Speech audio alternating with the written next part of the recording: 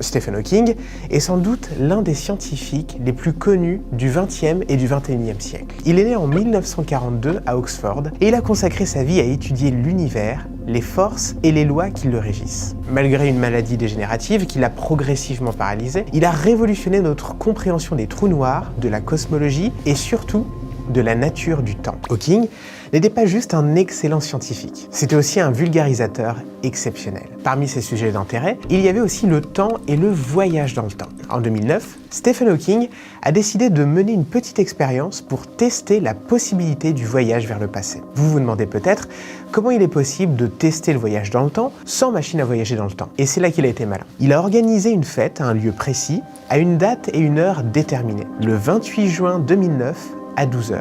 à l'université de Cambridge. Il prépare une belle réception avec des boissons, des amuse-bouches et même une banderole avec indiqué « Bienvenue aux voyageurs du temps ». Mais il y a un détail qui fait toute la différence. Les invitations à cette fête n'ont été envoyées qu'après la date de l'événement. Hawking a publié les invitations dans des journaux et sur internet le lendemain de la fête. L'idée était la suivante. Si un jour dans le futur, le voyage dans le temps devenait possible, alors les voyageurs temporels pourraient recevoir ces invitations et revenir dans le passé pour assister à la fête. En fournissant les coordonnées exactes de latitude et de longitude, Hawking s'assure que les voyageurs pourraient localiser précisément le lieu de la fête, même si les repères géographiques changent dans le temps. Le jour de la fête, Hawking se tient prêt. La salle est préparée, les boissons sont disposées, mais personne ne se présente. La salle reste vide, à l'exception d'Hawking lui-même. Après un certain temps, il conclut que son expérience a échoué à attirer les voyageurs temporels. À première vue, l'expérience d'Hawking peut sembler être une simple blague, mais ça met en lumière les paradoxes et les problèmes liés au voyage dans le temps,